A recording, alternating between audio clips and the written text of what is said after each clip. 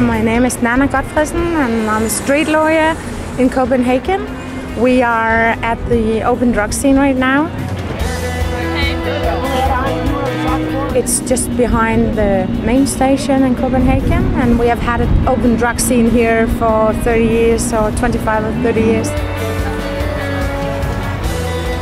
What we're doing here with our bike is that we're sending out a legal team providing users and homeless people and outdoor sex workers with legal advices and legal assistance.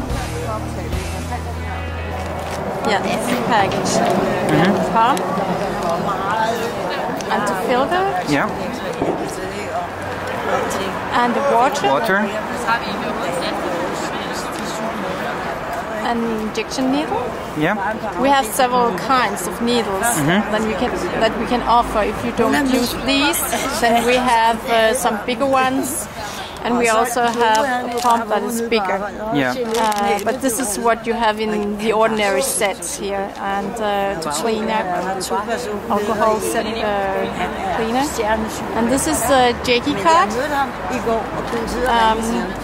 Information, safer injection. This is a question, and then you have the answer on the other side.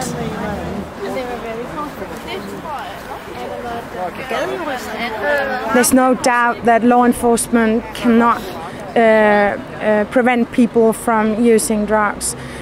Using drugs has other reasons than whether it's criminalized or not. When the police is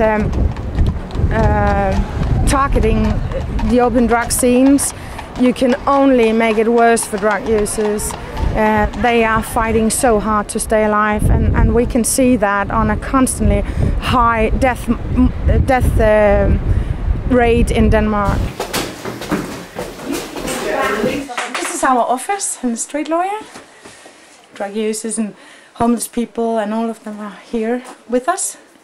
We can be like 30 or 40 people up here, and so we would like some more space. Homeless people are having their clothes and things and papers and like that in the office. We have just a very small internet cafe. This is the map the police is using.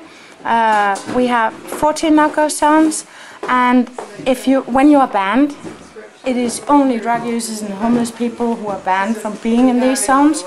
It will cost about 100 euros every time you are in these areas.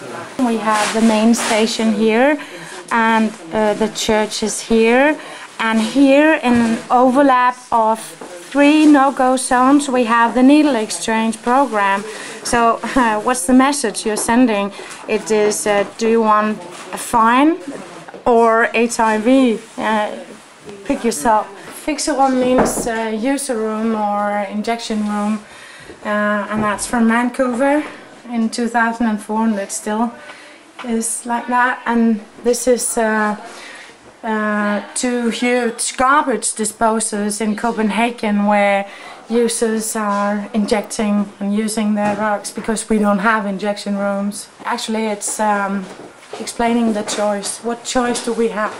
We cannot choose that people are not using. We cannot choose a drug-free society. It's an illusion. But we can choose, do we want them to inject like this with nurses and safety, or would we like this? That's our choice.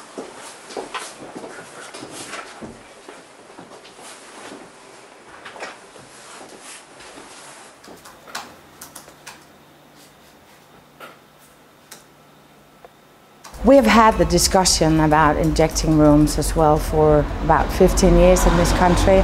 The majority of our politicians still find that establishing safer injecting facilities is too controversial. It's characterized by legalizing drugs.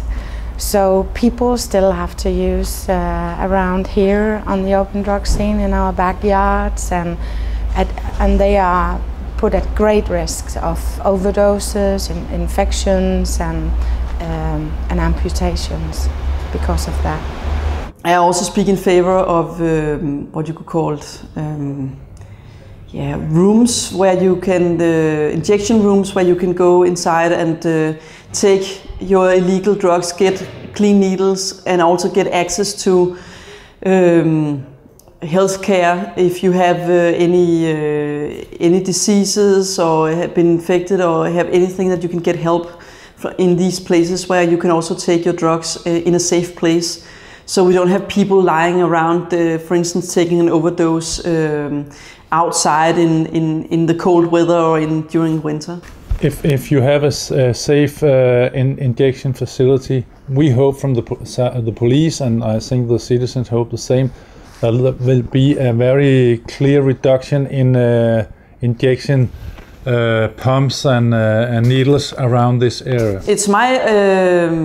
It's my opinion that that Denmark, as many other states or national states, is under sort of pressure from the UN system or from for example, the Americans and others, not to engage too much in, for instance, injection rooms or prescription of heroin and such, because they feel that it's undermining the international treaties on the area. The treaties were made in 1961 when the world looked a little different.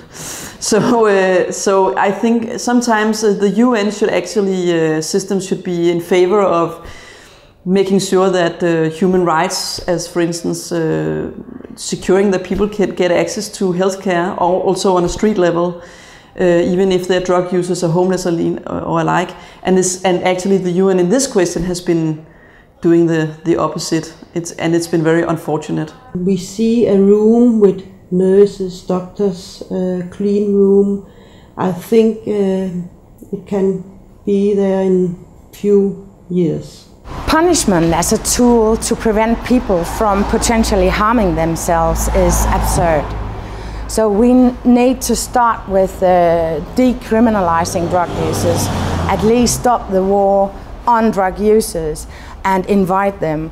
They need to be socially included, they need acceptance, they need health care.